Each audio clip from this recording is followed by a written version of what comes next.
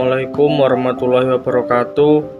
Kami dari kelompok 7 ingin mempresentasikan hasil kelompok kami yang beranggotakan pertama Anissa Faizah 2019 003, Ivan Kafebi 2019 437, Rosa Bella 2019 438, Nurul Rosanda 2019 442, dan saya sendiri Auga Livian 2019 451, dan terakhir Mukholid Mabobi 2019 461. Pertama, struktur pasar. Pasar adalah sarana yang di dalamnya ada unsur penjualan dan pembeli, baik itu pasar tradisional maupun pasar modern, dan banyak lagi macam bentuknya. Jenis-jenis struktur pasar yaitu pertama, pasar persaingan sempurna dan pasar persaingan tidak sempurna. Pasar persaingan sempurna yaitu pasar adalah suatu sarana yang di dalamnya ada unsur-unsur penjualan dan pembeli, baik itu pasar tradisional, pasar modern, dan banyak lagi macam bentuknya. Di dalam pasar juga merupakan tempat bertemunya antara penjual dan pembeli, baik secara langsung maupun tidak. Ciri-ciri pasar persaingan sempurna. Yang pertama, homogenitas produk. Yang kedua, pengetahuan sempurna para pelaku ekonomi. Yang ketiga, output perusahaan relatif kecil. Yang keempat, perusahaan menerima harga yang ditentukan pasar konsekuensi. Yang kelima, keleluasaan masuk keluar pasar. Kekuatan dan kelemahan pasar persaingan sempurna. Yang pertama, kekuatan pasar persaingan sempurna terbagi menjadi 3. Yang pertama, harga jual barang dan jasa adalah yang termurah. Yang kedua, jumlah output paling banyak sehingga rasio output per penduduk maksimal. Yang ketiga, masyarakat merasa nyaman dalam mengkonsumsi dan tidak takut ditipu dalam kualitas dan harga. Berikutnya, kelemahan pasar persaingan sempurna. Yang pertama, kelemahan dalam hal konsumsi. Yang kedua, kelemahan dalam pengembangan teknologi. Yang ketiga, konflik efisien keadilan.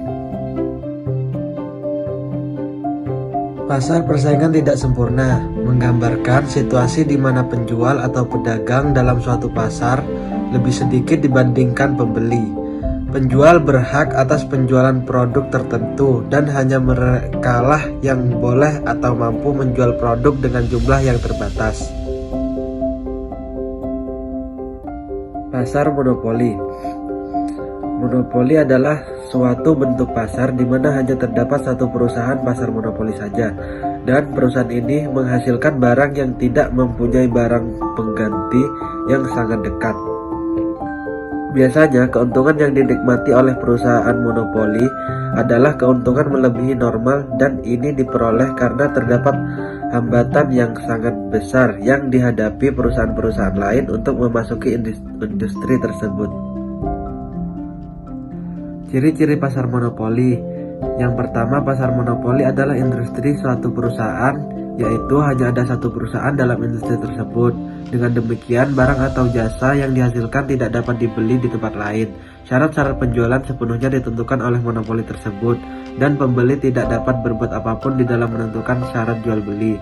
Yang kedua, tidak mempunyai barang pengganti. Contohnya adalah PLN. Yang ketiga, tidak terdapat kemungkinan untuk masuk ke dalam industri. Sifat ini merupakan sebab utama yang menimbulkan perusahaan yang mempunyai kekuasaan monopoli. Perusahaan lain tidak bisa masuk dalam industri ini karena banyak hambatan, seperti monopoli bersifat legal, diatur oleh undang-undang. Teknologi yang digunakan sangat canggih dan tidak mudah untuk ditiru. Yang keempat, dapat mempengaruhi penentuan harga. Monopoli merupakan satu-satunya penjualan dalam pasar sehingga ia bisa menentukan harga sendiri. Yang terakhir, yang kelima, promosi iklan kurang diperlukan.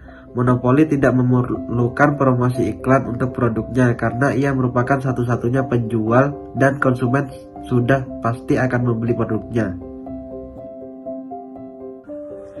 Penyebab terjadinya pasar monopoli. Yang pertama, ditetapkannya undang-undang atau monopoli undang-undang. Atas pertimbangan pemerintah, maka pemerintah dapat memberikan hak pada suatu perusahaan seperti PT POS, Giro, dan PT PLN.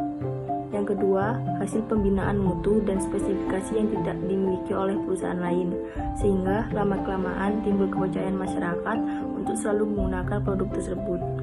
Yang ketiga, hasil cipta atau karya seseorang yang diberikan kepada suatu perusahaan untuk diproduksi, yang kita kenal dengan istilah hak paten atau hak cipta. Yang keempat, sumber daya alam. Perbedaan sumber daya alam menyebabkan suatu produk hanya dikuasai oleh suatu daerah atau satu daerah tertentu, seperti timah dari Pulau Bangka. Yang kelima adalah modal yang besar. Berarti mendukung suatu perusahaan untuk lebih mengembangkan dan penguasaan terhadap suatu bidang usaha.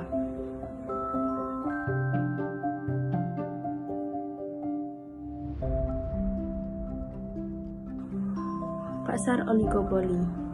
Pasar oligopoli adalah suatu bentuk interaksi, permintaan, dan penawaran di mana terdapat beberapa penjual atau produsen yang menguasai seluruh permintaan pasar. Selanjutnya adalah ciri-ciri pasar oligopoli. Ciri-ciri pasar oligopoli yang pertama yaitu terdapat beberapa penjual atau produsen yang menguasai pasar. Yang kedua, barang-barang yang diperjualbelikan dapat berupa homogen dan dapat pula berbeda corak atau yang lebih dikenal dengan diferensiasi produk. Contohnya seperti air minuman aqua. Yang ketiga, terdapat beberapa hambatan masuk yang cukup kuat bagi perusahaan di luar pasar untuk masuk ke dalam pasar tersebut. Yang keempat, satu di antara para oligopolis merupakan branch leader. Branch leader adalah penjual yang memiliki pangsa pasar yang terbesar.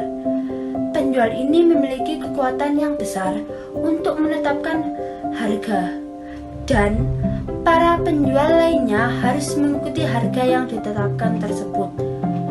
Contoh produk dari pasar oligopoli adalah semen dan juga air mineral. Jenis-jenis pasar oligopoli berdasarkan dengan produk yang diperdagangkan dibedakan menjadi dua. Yang pertama, pasar oligopoli murni atau pure oligopoli. Pasar oligopoli murni merupakan praktek oligopoli di mana barang yang diperdagangkan merupakan barang yang bersifat identik.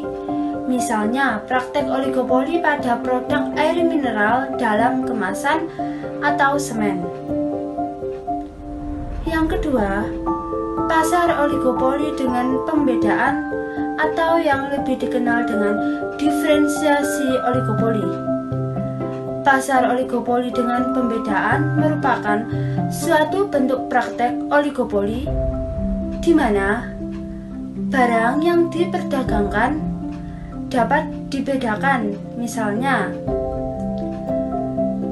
pasar sepeda motor di Indonesia yang dikuasai oleh beberapa merek seperti Honda, Yamaha, dan juga Suzuki. Di sini saya akan menjelaskan tentang pasar monopolistik. Pasar monopolistik adalah suatu bentuk interaksi antara permintaan dan penawaran di mana terdapat sejumlah besar penjual yang menawarkan barang yang sama. Pasar monopolistik merupakan pasar yang memiliki sifat monopoli pada spesifikasi barangnya. Sedangkan unsur persaingan pada banyak penjual adalah para penjual memperdagangkan produk yang sejenis. Contoh, produk sabun yang memiliki keunggulan, misalnya untuk kecantikan, kesehatan, dan lain-lain. Ciri-ciri pasar monopolistik. Yang pertama adalah terdapat banyak penjual dalam suatu pasar, tetapi tidak sebanyak pasar persaingan sempurna. Pasar monopolistik terdiri dari beberapa puluh perusahaan. Perusahaan dalam pasar ini mempunyai ukuran yang relatif sama besarnya. Keadaan ini menyebabkan produksi suatu perusahaan relatif sedikit jika dibandingkan dengan keseluruhan produksi dalam keseluruhan pasar.